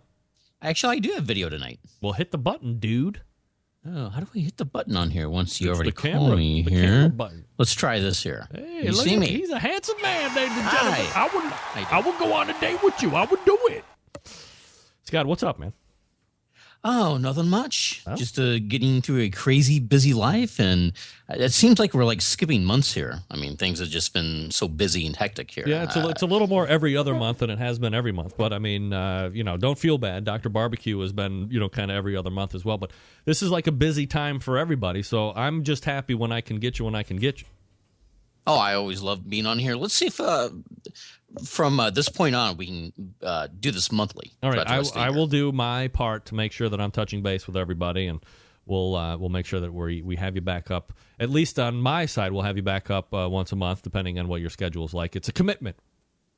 Oh, it definitely is. I don't know how you could do it week in and week out for years. I try. A live show for 2 hours. It's crazy. All right. So Scott Roberts joining us. Of course, everybody knows Scott as the official sauce and rub reviewer here for the Barbecue Central show. But, of course, you can also find him at scottrobertsweb.com. He is steeped and grown into the fiery foods industry as well, an expert there, but like by seismic and gargantuan proportions. So as far as the hot stuff is going, Scott, any new news or any breaking details or anything that's really hot going on right now? Nothing really. Years past, I've reported on hottest peppers and things like that. Nothing new is brewing from that side of things. So I'm just kind of looking for great flavor combinations that utilizes the heat of some of these hotter peppers. But I don't want heat just for heat's sake. And it's something I've said for many, many years. I don't want just a burn. I want great flavor to go with it too. That's right. Good burn, good flavor, and that's what you're looking at.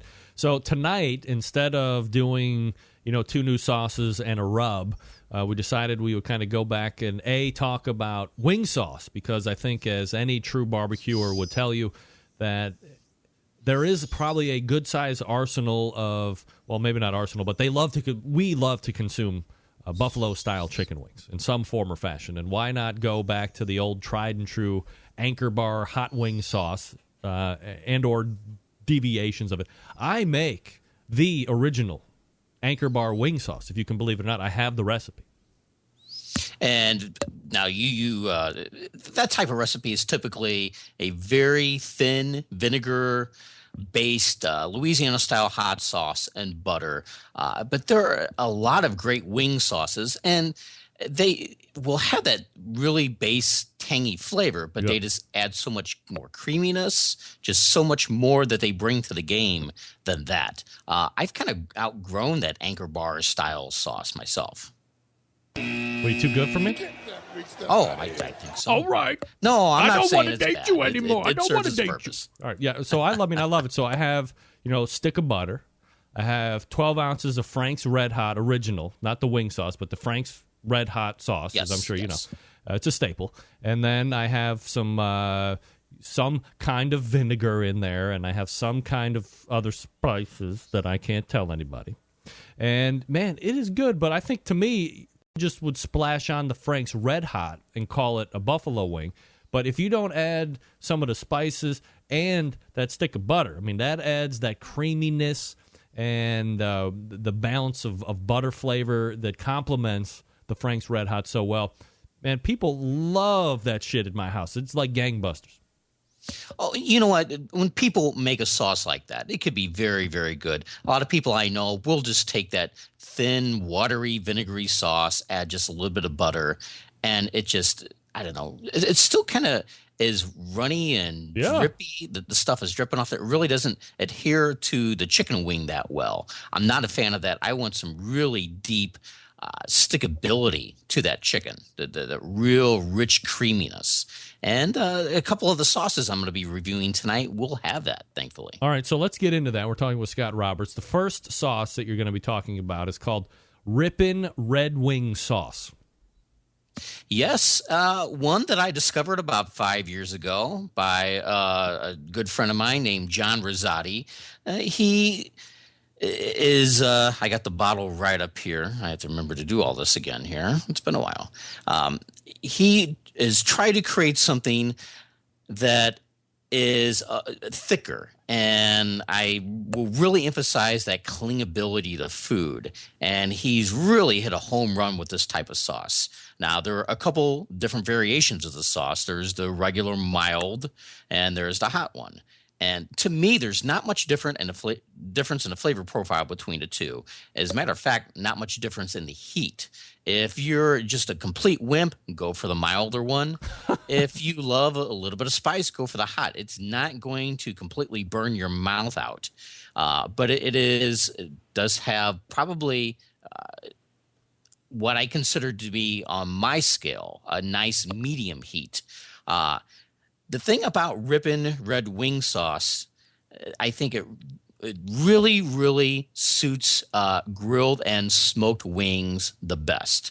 Now, with fried wings, how the Anchor Bar originally did it and how a lot of people will make it at home, I do think that is the Achilles heel to this. It's not as good as it could be like that.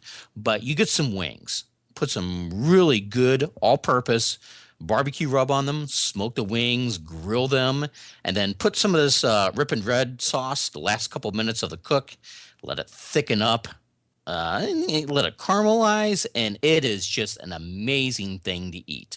So do that. Grill or smoke with this, and you will find a winner with this. Yeah, I love, I call it the smoke, I guess hijack a term from now new Hall of Famer Steven Reichlin, smoke roasted wings. So I use the full wing. I cut the little tip off, but then I have, the drumette and the leg, and I leave them attached. I cut a little path in between the joint there to separate them out a little bit more, and then they're on the cooker. I season it with the I call the North Coast Offense. So it's 50% honey rub from Butcher's Barbecue, as you're a fan of, I know. And then it's also 50% of Big Papa Smoker's Sweet Money Rub. So, it's a good balance. Believe it or not, you would think hearing honey rub and Sweet Money would be too sweet. But for some reason, they work harmoniously together, and you put them on the smoker. And I run them on the Green Mountain Grill, a little higher than normal to kind of crisp them up as best I can. But I'm not looking to get full crisp action. And then I just put the sauce on them. So I agree with you. The smoke roasted wing or the grilled wing is way more flavorful than just dropping them in a vat of grease like you'd get some wing joint. Definitely. And if people, and there's probably a lot of people listening, they're into barbecuing, the big meats. But if you haven't grilled or smoked chicken wings, you're missing out on a whole new world. Just the char flavor, the smoke flavor, the charcoal just permeating the skin of the wing and everything like that. It's just amazing. Absolutely. All right, so tell me where we can get the sauce, price point, and how much you get of it. Okay, it comes in a 12-ounce bottle for $8, and you can find Rippin' Red Wing Sauce over at hotsaucehome.com. And, of course, shipping costs need to be tacked onto that. I would say it's very well worth it, again, if you're going to go the grilling, the barbecue route. And the overall rating I would give for this is a top 10 call. Absolutely. All right, so that's good. Now, do you get, the more you buy, do you get any type of a shipping discount? Do you buy a case and save, or is it, one bottle or 8 bottles or whatever? It's still going to be kind of an upward shipping cost. I think at this point they need to update the website. They still have some specials from a while back that they haven't taken off of there. Last time I looked, there wasn't any special shipping deals, multi-packs or anything like that. So maybe I will give John Rosati, the owner of Rip and Red, a shout and tell him, hey, there's probably going to be some people coming over to the site, get it updated, and maybe he'll have a special or two. All right, sounds good. So the next one is Sean's Booyah Not So Hot Traditional Buffalo Wing Sauce. Mm-hmm. And Sean Booyah is one of those companies who've just kind of exploded in the past few years. They enter a lot of different sauce contests and have really cleaned up in that regard. They have some good, basic flavors that appeals to the general populace, and I think that is how they're able to just please a lot of palates, a lot of mouths. For the most part, I like a lot of the products. Now, this buffalo wing sauce, the not so hot one, is more of a tangy tomato-based sauce. To me, that's not so much a traditional buffalo wing sauce. So I don't know where they kind of get that. Of course, on the bottle, I'm looking here. I don't see where they call it traditional, but I'm not going to get all picky with that. But again, this is more of a kind of a rich, maybe even hints of a barbecue sauce mixed in with the wing sauce. So this is not your really super spicy, tangy, traditional buffalo wing sauce. This is more of a peppery, tomato, acidic type flavor to it. Because of that, it really didn't appeal to me as much. But I think how I was get this to kind of sing on my tongue was add ranch or blue cheese. And, I'm not a huge fan of blue cheese all the time, but add blue cheese to some of these wings and you get a really good combination. So that really, really saves it. I love blue cheese, by the way. And the chunkier, the better, and the bitter, the better for me. I mean, if you haven't had buffalo wings and you've been scared of the blue cheese for whatever, these two pieces work harmoniously together. They do well, and this is a great sauce with blue cheese as opposed to some of the other tangier sauces. So if you're going to pick up a bottle of this and try it, you'll definitely want to use the blue cheese and just see what you think of it. But I thought it was pretty good with that. All right, where can you get it? How much is it, and how much do you get of it? Okay. It's found at the Sean's Booyah site. It's Sean's Booyah, which is BOOYAH.com. A little pricey. It's $12.99 for a 13-ounce bottle plus shipping. Not a very good value. I think there might be some other websites on the web, maybe an Amazon or something like that. You could pick up a better deal, maybe even, a multi-pack of this. If you're going to do that, definitely search it out. Try to find those types of deals to make it worth your money, to make it a good value. My overall rating would be a backyard griller. All right, so one step down from wait, is that one step down or two steps down? That'd be one step down from the top 10. One step so down. It'd be 3 out of 5. Yeah, so pretty good rating. Yeah, not too bad. All right, so the last one, that was Sean's Booyah Not So Hot Traditional Buffalo Wing Sauce. The last one that we have tonight is DEF CON Defense Condition 2. So if you're just looking at it by name, some of the pansies might be getting a little worried. But, we all know that a sharp marketing name helps things move along as well. So what can you tell us about the DEF CON sauce? DEF CON company run by my friend John Dilley. He's great with the marketing.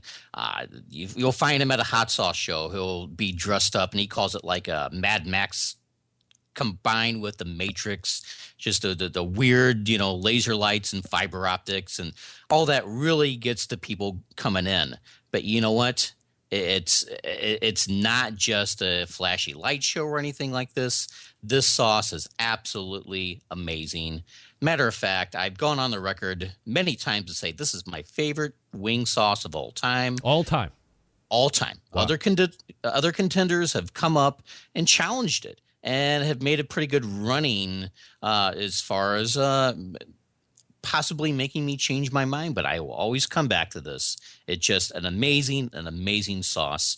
The bottle I have right here for the video viewers is a 32-ounce Galactus size, and that's what I keep in my refrigerator at all times because I do love it. It's great with just about everything buffalo related, chicken sandwiches, chicken tenders, as well as wings. Has one of the most amazing, spectacular, creamy, rich buffalo wing flavor that just cannot be duplicated. And there's actual cream in the ingredients list. And I think that gives it just an unparalleled richness that everybody falls in love with this stuff. It goes great with grilled smoked wings, fried wings, you name it. It's just a great all-purpose sauce. If anyone has not tried it, definitely run out and get some today. All right. Well, how do you get some today? How much is it today? And how much do you get of it today? Okay, it's found at defconsauces.com. There's different size bottles. The smallest one is a little 6-ounce, looks like almost like a medicine bottle. You can get that for $6.50. I would go ahead and spring for something, like I had here, the big 32-ouncer for $18. Well worth it. Just an absolutely amazing product. If this isn't a Grand Champion product, I don't know what is. Really? So we're Grand Championing it? Oh, absolutely. Wow. It may be, I would call it a Hall of Fame product. Hall of Fame. We're adding a new category tonight. A new category, yes. Living legend hot sauce, right? Yes. Wow. Yes. All right. So how much does the Super Galactic size cost? $18 plus shipping. Oh, so nothing. Yeah. It's I get it. You will love it, and you will find you'll make excuses to cook wings and fried chicken and grilling this and that just to be able to use it. All right. Well, I mean, it's if it's that much of a winner for you, and it's only $18 or $19 to get the Super Galactic size. I mean, why not bone out for that one? Absolutely. By the way, breaking news, Scott. Cleveland Cavaliers 118, Atlanta Hawks 88. We sweep the Hawks and we're going to the finals, baby. Yeah. Nobody cares, right? No. We have LeBron and you don't, and so everybody's pissed. I get it. Scott Roberts can be found at scottrobertsweb.com. You can keep up with him there and see what he's tasting and testing and reporting on the hot stuff. Also, you can find him here, as we promised each other, once a month, reviewing the sauces and the rub. Scott, always appreciate the time, man. Thanks for coming out. Okay, thank you very much, Greg. You got it. There he is, Scott Roberts. ScottRobertsWeb.com is his place of online business. So if you want to keep up with Scott, that's the place you're going to want to visit. And as I had mentioned, the Cavs making it to the finals. So that's right. We made it. We made it to the finals. We're going back. We're bringing a championship back home to C-Town, baby. We, like it's me. Rachel Nichols is interviewing Matthew Dellavedova. Dirtiest player in the game, Reggie Miller writes. Suck it. And suck it double. All right. Want to celebrate National Barbecue Month? Need an idea for a great gift for Dad? How about a Cook Shack smoker or pellet grill? Make Dad a barbecue genius with our easy-to-use smokers and pellet grills. Now until June 12th, you can save 10% off the list price of any Cook Shack residential electric smoker, Fast Eddie's by Cook Shack FEC 100 or pellet grills. That's a savings of up to $419 depending on the unit. The Smokette Elite, the Super Smoker Elite, the AmeriQ are the electric smokers that make it easy to add real wood smoke to your foods. They're inexpensive to operate, energy efficient. PG 1000 and 500 pellet grills feature 4-zone cooking and pellet broil technology. The FEC 100 is the choice of many championship barbecue teams, guaranteed to hold enough barbecue for all your friends and family. All their products come with a no-risk 30-day, use it as much as you want, money-back guarantee. To order on, use promo code BBQMonth, one word, BBQMonth, when you check out at cookshack.com or call Cook Shack at 800-423-0698 and tell the friendly sales staff you want the BBQ Month deal. With a Cook Shack smoker or pellet grill, you can celebrate barbecue every day. Hurry, because this deal ends Friday, June 12th. 800-423-0698 or cookshack.com. But either way you do it, make sure you mention promo code BBQ Month. You can save up to $419 depending on what unit you get. Sale ending June 12th, so a couple weeks. We'll be back with that next week. Do it now. Call. Tell them you listen to the show. Tell them you support the show. Tell them you support them supporting the show and you appreciate it. All that good stuff. We're back to wrap up the show right after this. Stick around. We'll be right back.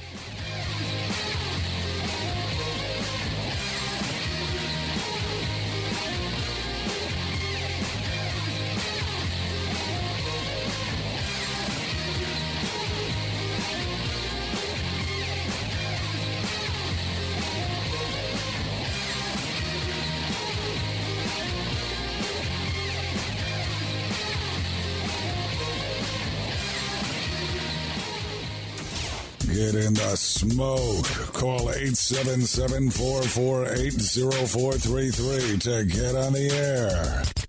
Now, here's your host, Greg Rempe. All right, we are back. Want to thank Scott Roberts again for joining me this past segment, doing the sauce. And he's got me sold on the hot sauce stuff, man. I'm down. I'm ready to go. I'm going to buy a big-ass can as soon as I'm off air. By the way, I did want to mention this, and thanks to John Dawson for reminding me. Show regular Robin Lindars, a.k.a. The Grill Girl, getting a hearty congratulations from this guy as well as her friends and supporters on pushing out a brand-new baby last week. So she is in the midst of new motherhooddom, her and Scott. So we wish them very well, and a congratulations to them. All right, all the way back in the first hour, we did talk with Mike Fritz from the Pork Brothers.